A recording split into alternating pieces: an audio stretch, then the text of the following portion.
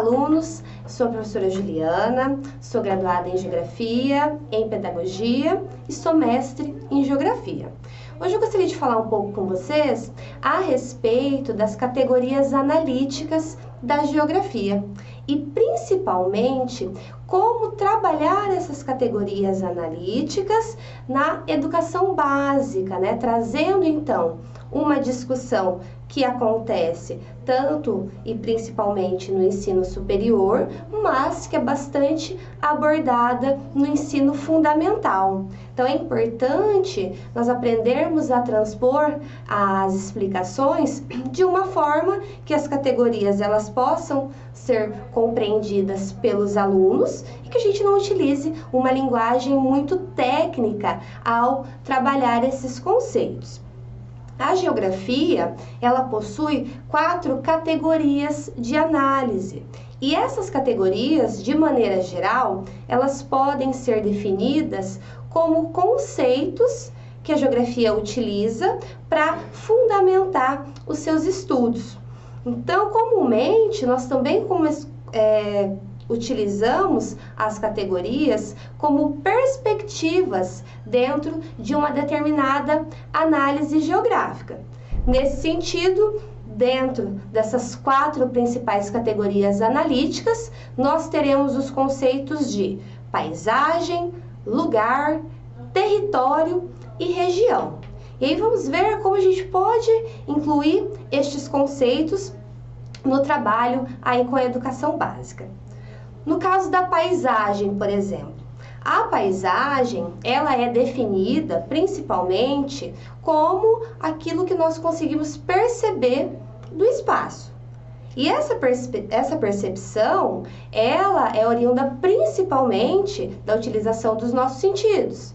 Nesse caso, inicialmente a visão, mas não somente. Então isso é interessante abordar, porque quando nós tratamos de paisagem, não significa somente aquilo que nós vemos. A paisagem, ela também é percebida com a ajuda dos demais sentidos. Tanto que em algumas definições de paisagem que nós temos dentro da ciência geográfica, os autores consideram a paisagem como uma constituição aí tanto formada por aquilo que nós percebemos com a visão, como também sons, odores, então tudo aquilo que faz com que a gente perceba o ambiente. Quando esse conceito ele é trabalhado na educação básica, e se os alunos eles são questionados a tentarem definir o que seria uma paisagem, é muito comum os alunos destacarem que paisagem é algo belo, relacionar a paisagem a uma determinada paisagem natural, por exemplo, como uma cadeia de montanhas, como uma praia. Mas é também muito importante nós trazermos a discussão e fazermos com que os alunos compreendam que a paisagem ela não é somente aquilo que é agradável aos olhos, né? A paisagem é aquele recorte do espaço, que pode apresentar aí aspectos que nos chamem a atenção por conta da beleza, mas que não somente. Então, tratando de modo geral da paisagem, 2 características são muito importantes. Fazer com que os alunos compreendam que existe essa questão da percepção não somente pela visão e também que a paisagem ela é formada, ela é percebida não somente a partir de critérios de beleza, mas sim de um recorte do espaço, certo? Segunda categoria que nós também temos e que é bastante utilizada na geografia é a categoria lugar. Nesse caso, a categoria lugar, ela traz uma discussão que permite bastante subjetividade, né? Permite diversas interpretações. Já que para a geografia, o lugar, ele é definido como algo além do sentido da localização. O lugar ele está diretamente relacionado a experiências, a afetividade.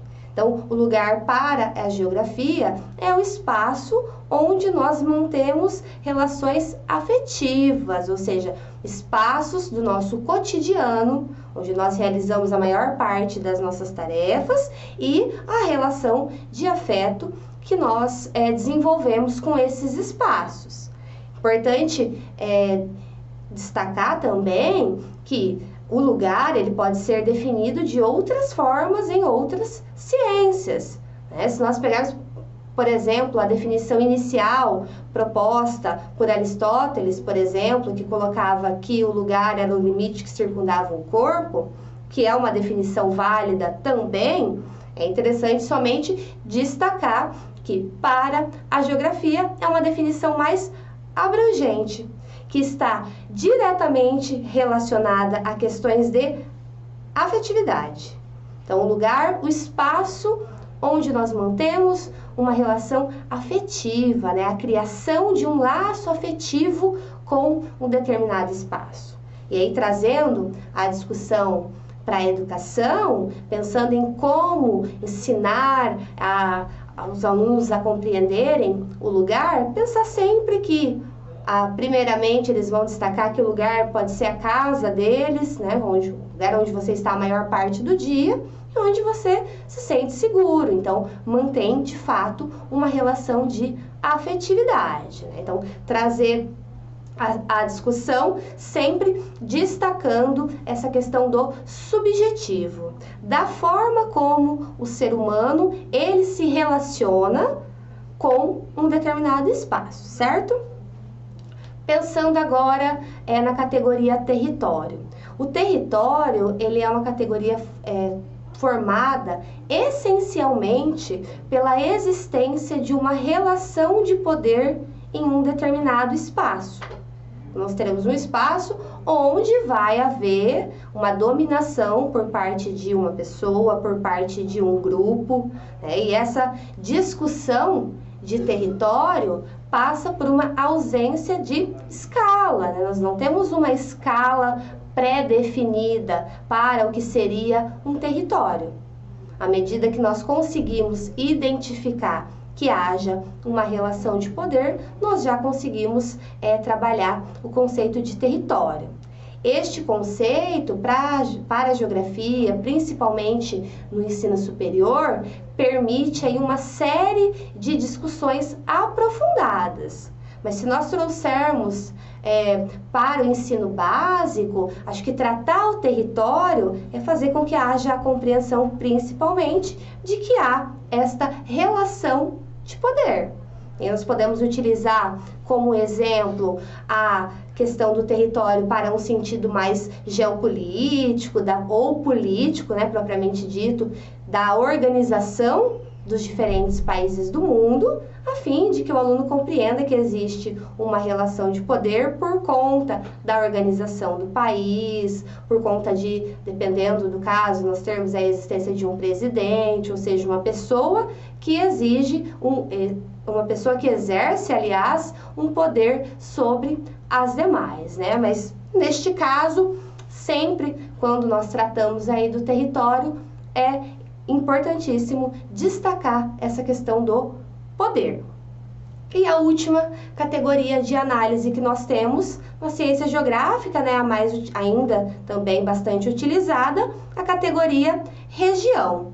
Nesse caso, o conceito de região, ele fica mais fácil de ser exemplificado, porque ele passa justamente por essa questão da diferenciação de áreas, ou seja, agrupar espaços que apresentam aí características semelhantes. Um exemplo clássico para a compreensão da região, a regionalização do espaço brasileiro, proposta pelo IBGE, onde nós temos aí o agrupamento dos estados em 5 grandes regiões. E esse agrupamento de estados em regiões considera aí os estados com características semelhantes tanto de ordem natural quanto de ordem social.